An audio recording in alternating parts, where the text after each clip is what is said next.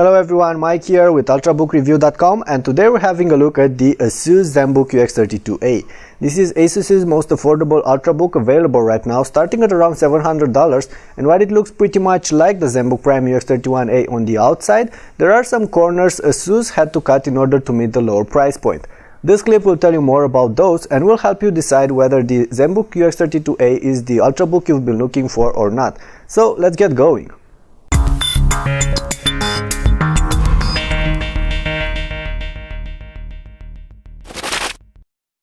Alright, we're going to start of course by taking a look at the exterior.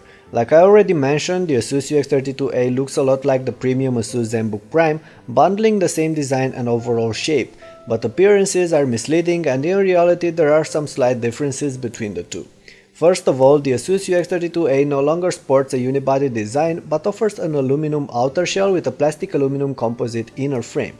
As a result, the laptop does not feel just as sturdy as the Prime and bends a bit when squeezed harder, but it's still fairly solid overall.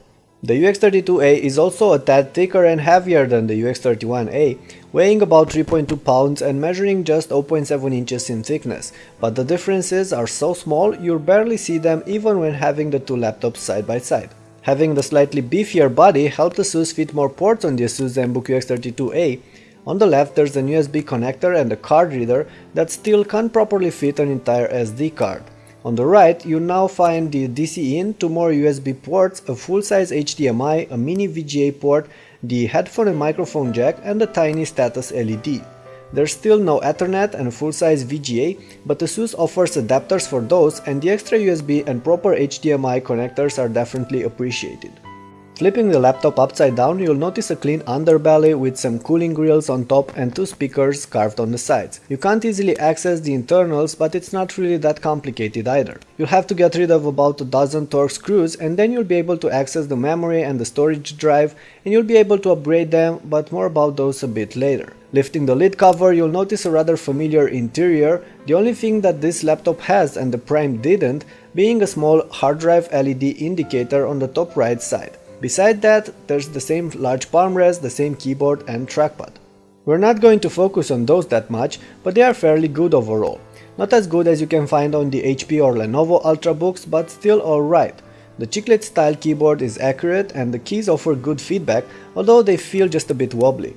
The keyboard is also backlit and you can adjust the intensity using the F3 and F4 keys. Of course, the power button is still integrated within the keyboard, so you'll have to get used to that when looking for that delete key, and the arrow keys are still tiny, but I think you'll be fine with this in time. As for the trackpad, it's large, smooth and most of the time accurate. It can get all crazy and jumpy from time to time, and it can sometimes miss a couple of gestures, but it's better than what we've seen on older Zenbooks or even on many of the other ultra-portable laptops. All in all, the UX32A is a sleek looking ultrabook, and while in reality it is a bit thicker and heavier than the average 13-incher in its class, I doubt you'll ever be troubled by that. As for the screen, you won't find that gorgeous IPS Full HD panel that comes with the Zenbook Prime on the UX32A, but it's not a bad one either. Yes, it is a 1366 by 768 pixels display, but it's fairly bright and offers good contrast. However, like all TN panels, the viewing angles are quite narrow and the colors are a bit dull, with a slight bluish tint in this case. Still, the screen is for sure better than what you get on the other cheap ultrabooks and comes with a matte coating, another rare commodity in this price range. With those aside, let's have a look at what you'll get inside the UX32A Zenbook. Our test unit is the base config, the cheapest one you'll be able to find in stores. It packs an Intel Core i3 3367M processor, 4GB of RAM and hybrid storage, plus Windows 7 Home Premium as the OS. Now, this configuration is not as powerful as you usually get on the premium ultrabooks these days. The CPU is part of the older Intel Sandwich Bridge architecture and only comes bundled with Intel HD 3000 graphics chips, while most other ultrabooks are built on Intel's newer Ivy Bridge platforms. In practice, the Asus UX32A will perform alright as long as you don't expect much out of it. The Core i3 processor will quickly show its limits when dealing with heavy multitasking or complex programs, and the hybrid storage with a 24GB SSD and a 500GB hard drive adds its share of sluggishness as well. For everyday tasks though, like browsing, watching movies, editing text and photos, chatting with your friends, the UX32A will do just fine. It will even deal with games as long as they're not the latest titles, and you'll trim the details and the resolution. And if those are not enough, you can always buy the more powerful version of the UX32A built on an Intel Core i5 Ivy Bridge platform. And you can upgrade the memory and the storage, as there's a standard 2.5-inch 7mm drive inside this unit, and compatible SSDs are not that expensive. More details about performances are available in the written review on ultrabookreview.com. There's a link towards that in the description below, so go ahead and check it out. The UX32A we have here might not be the fastest ultrabook out there, but it certainly runs cool and quiet.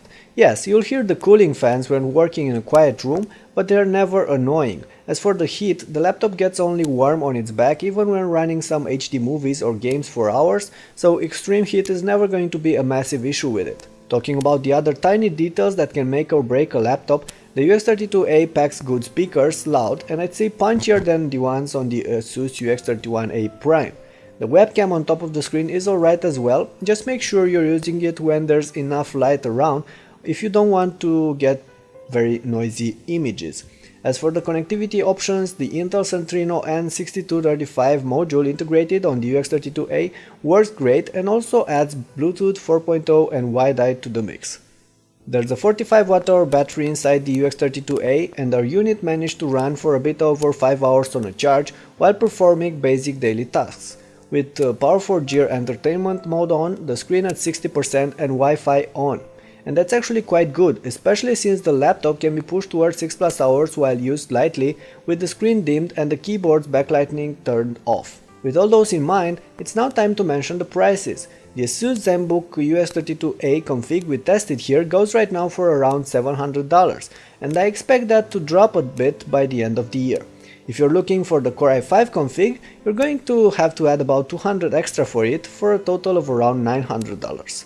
Now, having a look at some of the other budget ultrabooks on the market, you'll notice that you can get better equipped laptops for around $700. In fact, the Lenovo IdeaPad U310 and the Sony Vaio T13 offer a Core i5 Ivy Bridge CPU for that kind of money. But those are slightly bulkier and heavier, plus don't look as good as this Zenbook.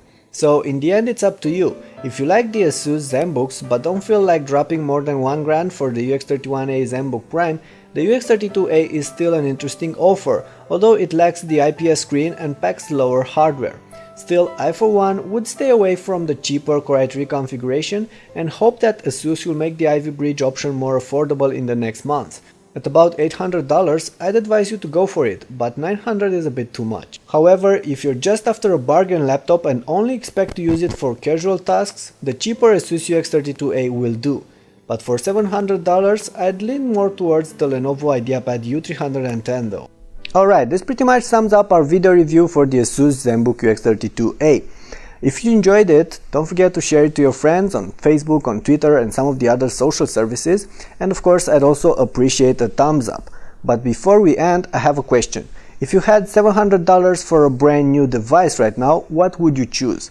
Would you pick this Asus? Would you pick another Ultrabook, or maybe something else like a tablet or a regular laptop? Well, I'm really looking forward to your answers, so please leave them below and I'll see you guys next time.